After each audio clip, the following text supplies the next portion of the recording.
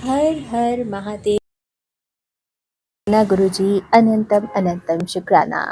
आइए संगत जी गुरु जी की कृपा प्राप्त करते हैं और शिव पुराण के अगले अध्याय की ओर चलते हैं। आपसे वही विनती है कि बेहद रोचक और महत्वपूर्ण जानकारियों से भरे हुए ये इस समय अध्याय चल रहे हैं, जिनको आप बेहद ध्यान पूर्वक सुनिए और मैं बेहद सरल भाषा में आपको समझाने की कोशिश करूंगी। आज के अध्याय में हम जानेंगे संगत जी के विभिन्न पापों के कारण मिलने वाली नरक यातना का वर्णन तथा कुकुर बलि, काक बलि एवं देवता आदि के लिए दी हुई बलि की आवश्यकता एवं महत्ता का प्रतिपादन। संत कुमार जी कहते हैं, व्यास जी, इन सब भयानक पीड़ादायक नरकों में पापी जीवों को अत्यंत भीषण नरक यातना भोगनी पड़ती है, जो मिथ्या आगम पाखंडियों के शास्त्र में प्रवृत्त होता है। वह द्विजह द्विजीह नामक नरक में जाता है और जीहा के आकार में आधे कोस तक फैले हुए तीक्ष्ण हलोहल द्वारा वहां उसे विशेष पीड़ा दी जाती है। जो क्रूर माता पिता को और गुरु को डांटता है, उसके मुंह में कीड़ों से युक्त विष्ठा ठूंसकर उसे खूब मारा जाता है, पीटा जाता है। जो मनुष्य शिव मंदिर, बगीचे, बावड़ी, कूप, तड़ाग तथा ब्राह्मण के स्थान को नष्ट भ्रष्ट कर देते हैं, वहां स्वेच्छानुसार रमण करते हैं, वे नाना प्रकार के भयंकर कोल्हू आदि के द्वारा पेड़ों और पकाए जाते हैं तथा प्रलय काल पर्यंत नरकाग्नियों में पकते रहते हैं। पर स्त्रीगामी पुरुष उस रूप से ही व्याभिचार करते हुए मारे पीटे जाते हैं। पुरुष अपने पहले जैसे शरीर को धारण करके लोहे की बनी खूब सुराख से तपाई हुई नारी का गाढ़ आलिंगन करके सब ओर से जलते रहते हैं। वे उस दुराचारिणी स्त्री का गाढ़ आलिंगन करते हुए रोते हैं। जो सत्पुरुषों की निंदा सुनते हैं, उनके कानों में लोहे या तांबे आदि की बनी हुई कील आग से खूब तपाकर भर दी जाती है।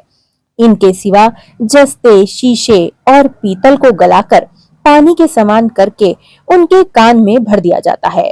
फिर बार बार गर्म दूध और खूब पकाया तपाया हुआ तेल उनके कानों में डाल दिया जाता है।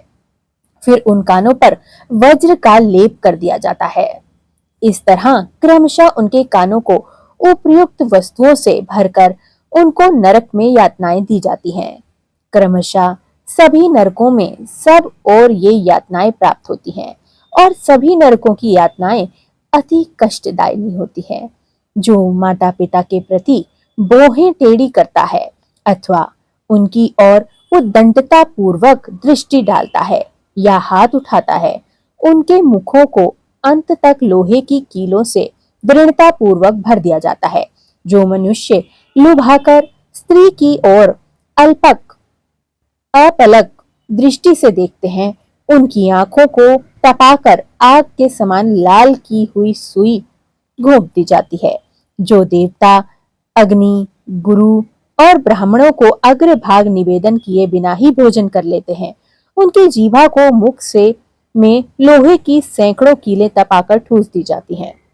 जो लोग धर्म का उपदेश देकर करने वाले महात्मा कथावाचक की निंदा करते हैं, देवता, अग्नि और गुरु के भक्तों की तथा सनातन धर्म शास्त्रों की खिल्लियां उड़ाते हैं, गुरु के भक्तों को मजाक उड़ाकर उनके जीवन को और कठिन बनाते हैं, उनकी छाती, कंठ, जीभा, दांतों की संधि, तालू, होठ, नासिका, मस्तक तथा संपूर्ण अंगों की संधियों में आग के समान तपाई हुई 3 शाखा वाली लोहे की कीलें मुकद्दरों से ठोकी जाती हैं। इस समय उन्हें बहुत कष्ट होता है। तत्पश्चात सब ओर से उनके घावों पर तपाया हुआ नमक छिड़क दिया जाता है। फिर उस शरीर में सब और भारी यातनाएं दी जाती है। जो पापी शिव मंदिर में आकर शिव मंदिर के पास अथवा देवता के बगीचों में मल मूत्र त्याग करते हैं, उनके लिंग और अंडकोश को लोहे के मुकद्दरों से चूर चूर कर दिया जाता है तथा आग से तपाई हुई सुइयां उनमें घोंप दी जाती हैं, जिससे मन और इंद्रियों को महान दुख होता है। जो धन रहते हुए भी तृष्णा के कारण उनका दान नहीं करते और भोजन के समय घर पर आए हुए अतिथि का अनादर करते हैं, वे पाप का फल पाकर अपवित्र नरक में गिरते हैं। जो कुत्ते और गौओं को उनका भाग अर्थात बलि न देकर स्वयं भोजन कर लेते हैं, उनके खुले हुए मुंह में 2 कीलें ठोक दी जाती हैं। यमराज के मार्ग का अनुसरण करने वाले जो श्याम और श्रवल, सांवले और चितकबरे 2 कुत्ते हैं, मैं उनके लिए यह अन्न का भाग देता हूँ। वे इस बलि को ग्रहण करें। पश्चिम, वायव्य, दक्षिण और नैऋत्य दिशा में रहने वाले जो पुण्य कर्मा कौवे हैं, वे मेरी इस दी हुई बलि को ग्रहण करें। इस अभिप्रथा में के 2 मंत्रों के से क्रमशः कुत्ते और कौवे को बलि देनी चाहिए। जो लोग यत्न पूर्वक भगवान शंकर की पूजा करके विधिवत अग्नि में आहुति दे शिव संबंधित मंत्रों द्वारा बलि समर्पित करते हैं, वे यमराज को नहीं देखते और स्वर्ग में जाते हैं। इसलिए प्रतिदिन बलि देनी चाहिए। एक चौकोर मंडप बनाकर उसे गंध आदि से अधिवासित करें। फिर ईशान कोण में धन्वंतरी के लिए और पूर्व दिशा में इंद्र के लिए बलि दें।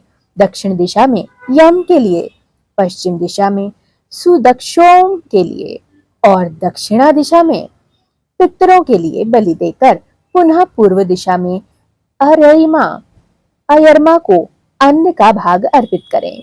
द्वार देश में धाता और विधाता के लिए भी बलि निवेदन करें। तदंतर कुत्तों के स्वामी और पक्षियों के लिए भूतल पर अन्न डाल दें। देवता, पितृ, प्रेत, भूत, ग्रुहाक, पक्षी, कृमि और कीट ये सभी ग्रस्त से अपनी जीविका चलाते हैं। स्वाहाकार, स्वधाकार, वष्टकार तथा हंतकार ये धर्ममयी धेनु के 4 स्तन हैं। स्वाहाकार नामक स्तन का पान देवता करते हैं, स्वधा का पान पितृलोक, वष्टकार का दूसरे देवता और भूतेश्वर तथा हंतकार नामक स्तन का सदा ही मनुष्य गण पान करते हैं। जो मानव श्रद्धा पूर्वक इस धर्ममयी धेनु का सदा ठीक समय पर पालन करता है, वह अग्निहोत्री हो जाता है। जो स्वस्थ रहते हुए भी उसका त्याग कर देता है, वह अंधकार पूर्ण नरक में डूब जाता है। इसलिए उन सबको बलि देने के पश्चात द्वार पर खड़ा हो क्षण भर अतिथि की प्रतीक्षा करें। यदि कोई भूख से पीड़ित अतिथि या उसी गांव का कोई निवासी पुरुष मिल जाए तो उसे अपने भोजन से पहले यथाशक्ति शुभ अन्न का भोजन कराएं। जिसके घर में अतिथि निराश होकर लौट जाते हैं, उसे वह अपना पाप दे बदले में उसके सभी पुण्य ले जाते हैं। हर हर महादेव। जय गुरुजी। शुक्राना गुरुजी। अनंतम अनंतम शुक्राना। सर्वदा भला गुरुजी। हे महादेव, मेरी आपसे हाथ जोड़ के विनती है कि ये बात जिस घर में पढ़ा या सुना जाए उस घर में कभी काल प्रवेश ना कर पाए। उस घर के सभी सदस्यों से गलती से जाने अनजाने में जो भी भूल या गलत कर्म हुआ हो, मृत्यु पश्चात उन सदस्यों को कभी उन गलत कर्मों की सजा ना दी जाए, उनको बख्श दिया जाए और ऐसी मति दी जाए कि वो आगे कभी कोई गलत कर्म ना कमाए। बस अनजाने में हुई भूल मानकर उन बच्चों को बख्श दिया जाए। उनके घर कभी कोई काल का रूप प्रवेश न कर पाए। सर्वदा भला हो। उनके सदा अन्न धन धान से माँ लक्ष्मी भंडारे भरे। बच्चे स्वस्थ हों, पितृ संतुष्ट हो और संपूर्ण सृष्टि का कल्याण हो। जय गुरुजी। शुक्राना गुरुजी। अनंतम अनंतम शुक्राना।